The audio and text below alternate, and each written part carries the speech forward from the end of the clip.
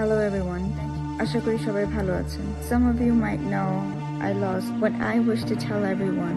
দুবাইয়ের হোটেলে নাফিজা কামালের সাথে ধরা খেল সাকিব আল হাসান। হঠাৎ লাইভে এসে সাকিবকে তালাক দিয়ে যা বলল সাকিবের স্ত্রী শেষের। দর্শক, বেশ কয়েকদিন ধরে আলোচনায় সাকিব আল হাসান। এবার ক্রিকেটীয় বা শোরুম উদ্বোধন নিয়ে নয়, এবার পরকীয়া প্রেম নিয়ে আলোচনায় সাকিব। যেখানে সাকিব আল হাসান বিপিএল এর দল কুমিল্লা ভিক্টোরিয়ান্সের মালকিন নাফিজা কামালের সাথে দুবাইয়ের একটি হোটেলে 4 দিনের জন্য রুম বুকিং করেন। তারপর থেকে আলোচনায় উঠে আসে এরপরে এক তরুণী তো সাকিব সম্পর্কে বেশ খোলাসা করে লাইভ ভিডিও করেন। সেই তরুণী মুখ খোলার পরে সাকিব যেন আরো বিপদে পড়ে যায়। দুবাইয়ের হোটেলের সিসিটিভি ফুটেজেও সাকিব নাফিজা কামালকে দেখা যায়। এছাড়া বেশ আপত্তিকর ছবি প্রকাশ পায় সাকিব ও নাফিজা কামালের, যেখানে তারা দুজন দীর্ঘদিন ধরেই পরকীয়া প্রেমে লিপ্ত।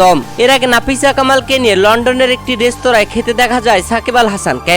এছাড়াও বেশ কয়েকটি ভিডিও প্রকাশ পেয়েছে সাকিব নাফিজা কামালের। যদিও সাকিব আল হাসান ও নাফিজা কামালের এমন আপত্তিকর ছবি প্রকাশ হওয়ার পরেই সাকিবের স্ত্রী শিশির আহমেদ তার অফিসিয়াল ফেসবুক পেজে একটি পোস্ট করেছিলেন, যে পোস্টে তাদের সম্পর্ক নিয়ে সমালোচনা করতে নিষেধ করেছিলেন। তবে সদ্যই একটি পোস্ট ভাইরাল হয়েছে, যেখানে উম্মে আহমেদ শিশির নামে একটি নতুন আইডি খোলা হয়। সেখানে একটি পোস্ট করা হয়, আর সেই পোস্টে লেখা হয়, গতকাল থেকে সাকিব হঠাৎ আমার ফেসবুকের পাসওয়ার্ড পরিবর্তন করে আমার সাথে সব যোগাযোগ বন্ধ করে দিয়েছে। পরে আমি আমার ব্যক্তিগত দ্বিতীয় অ্যাকাউন্ট থেকে এই পোস্টটি দেখেছি।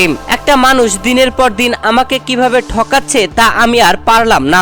সাকিবের কাছে আমার অনুরোধ, বাচ্চাদের কথা ভেবে হলেও আমার সাথে দেখা করুন। আমি তোমাকে এ ব্যাপারে কোনো প্রশ্ন করব না।